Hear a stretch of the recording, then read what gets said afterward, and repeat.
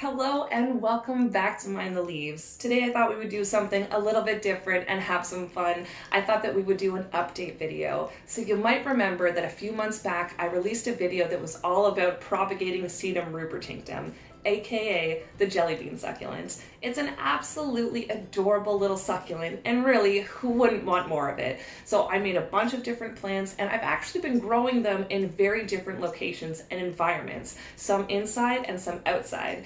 So I thought it would be a lot of fun to actually go over and check out each individual plant and see how the different environments have actually grown very different looking plants. Let's get started.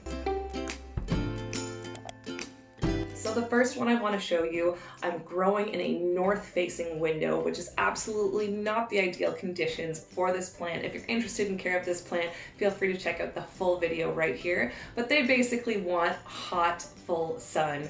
So in my north-facing window, this is what we get.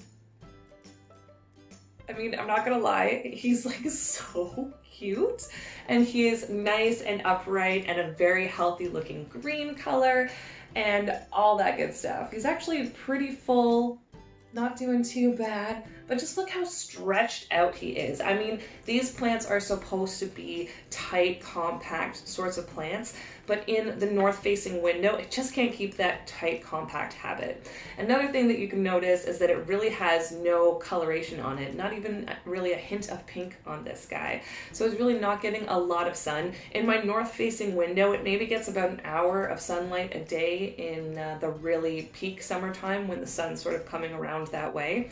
But in the wintertime and not peak summer, it gets zero direct sunlight. So this guy has basically been completely grown on indirect sunlight. And what I think is great about this plant is, sure, it's not as compact as some of the ones you might grow outside. It doesn't have the color, but it is still really, really cute. I mean, how versatile is this plant to be able to handle a north-facing window? A lot of succulents, especially ones that actually like to have hot sun, just wouldn't go for that. The next one that we're going to check out, I actually grow in the best sunlight that I have available to me in my home. I don't have a south-facing window, but I do have a west-facing window, and that one gets pretty good sunlight, at least for about 4 or 5 hours a day. So the next one that I'm going to show you was grown in those conditions on my succulent table with the rest of my succulents, and here he is. Ooh, okay, their leaves are very sensitive, and you can see I just popped one off, so be very, very careful with them. But this guy, you can see he's grown a lot. He has absolutely taken off. He's kind of flopping over at this point. Once again, we're not seeing like any real pink coloration on here, which is kind of surprising because he does get more sunlight, but actually they kind of look similar, don't they? They look very similar. Maybe this one looks like it's a bit more overgrown and has grown a bit more than this one, and that's probably because this one does get more sunlight. So it has more energy to use to grow, but because it's growing so fast and it's not getting enough sunlight to keep it compact, we get this super stretched out look. But I have to say that it's really fascinating to me that this one that actually gets what I would consider a decent amount of direct sunlight really doesn't look that different to this one that gets almost no direct sunlight. And in fact, I would say that because this one gets such little sunlight and it grows slower, it actually keeps a slightly better shape. So I think the results, or how similar the results are on these two plants, kind of shocks me and is really fascinating. Now let's go check out some that I actually grow outside.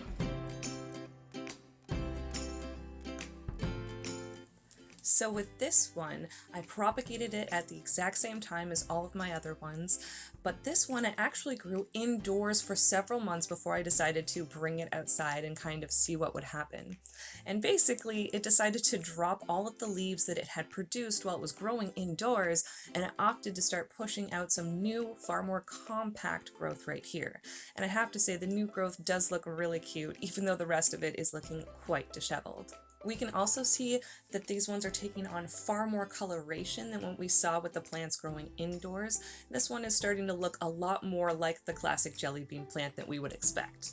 You can see just how devastating it can be to take a plant, grow it indoors, get it used to those conditions, and then bring it outside and expect it to do really well.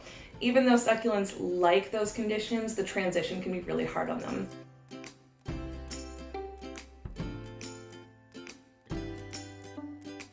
So this big pot full of succulents has propagations that I actually started as leaves outside in my greenhouse and then later transplanted them into this pot.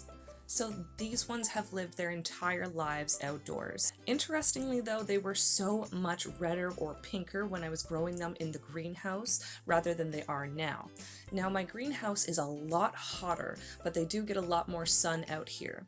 So it seems that the coloration has a lot more to do with heat stress than it actually does sun stress. But we can see just how much tighter and more compact these plants are. And we even have a cute little variegated one showing some white pink coloration. And there's Sakari, my beautiful kitty, who is always helping me. Now let's just take a look at them all together.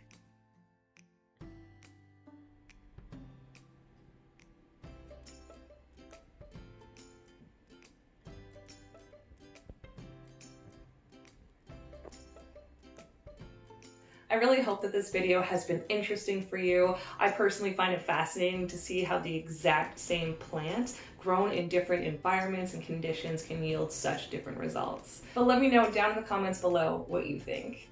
My name is Sam, this is Mind the Leaves. Thank you so much for hanging out with me today. Take care of your plants and yourself.